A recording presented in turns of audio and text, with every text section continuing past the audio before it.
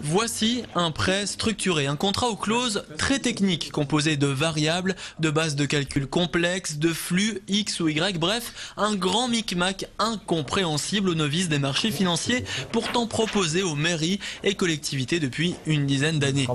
En 2007, à Schweighouse-sur-Moder, la mairie a emprunté plus de 3 millions d'euros pour la réfection des vestiaires et du club de foot local. Indexé sur la parité entre le franc suisse et l'euro, leur prêt était au départ financièrement très intéressant avec un taux de 3,7%. Sauf que depuis, le taux de change euro-franc suisse a chuté. Schweighouse doit aujourd'hui rembourser son prêt avec un taux de 45%.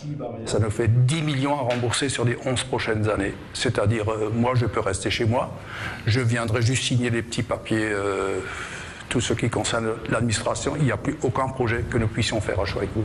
C'est une, c'est une situation ubuesque. Je me lève tous les matins, tous les jours. Je ne veux pas dire que je ne pense qu'à ça, mais c'est une chose qui me travaille, qui travaille l'équipe quotidiennement. Quotidiennement, on ne pense qu'à ça.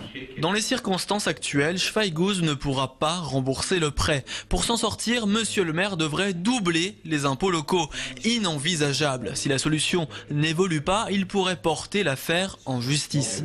Contacté, la Caisse d'épargne Alsace, à l'origine du prêt, nous annonce que le dossier est entre les mains d'un médiateur et que pour cette raison, elle ne peut s'exprimer aujourd'hui sur le sujet. Vous me voyez, en tant que maire de Schweighouse, avec les prochaines élections qui se profitent dans 2 ans des élections, venir en face de la population, dire écoutez, mesdames et messieurs, à partir de maintenant, vos impôts augmentent de 100%. Je ne pense pas qu'on puisse, une petite ville comme Schweighouse, avec 5000 habitants, qu'on puisse nous imposer une chose pareille. Ce serait une petite révolte locale qui se produirait.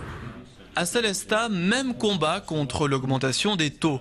3 millions d'euros ont été empruntés chez Dexia en 2003 pour financer la nouvelle piscine des Remparts. Cette fois-ci, le montant à rembourser dépend de la différence entre taux long et taux court. Un produit de pente, pour l'instant maîtrisé par la commune. Une équipe de 7 personnes surveille les évolutions du marché, rencontre régulièrement les dirigeants de la banque et réaménage le prêt tous les 3 ans.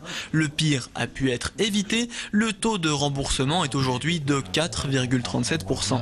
Toutes les communes n'ont malheureusement pas non plus les compétences pour être au top au niveau financier. Vous connaissez, il y a 36 000 communes en France, donc forcément, tout le monde n'a pas la chance, comme nous, d'avoir un service des finances avec des personnes compétentes à ce niveau-là. Il y a aussi, sans doute, à l'époque, du forcing au niveau de certains établissements financiers qui vendaient ce genre de produits. Il y a peut-être une marge supplémentaire pour l'établissement financier, ce qui explique pourquoi il y a eu autant de communes qui ont dû souscrire ce genre d'emprunt.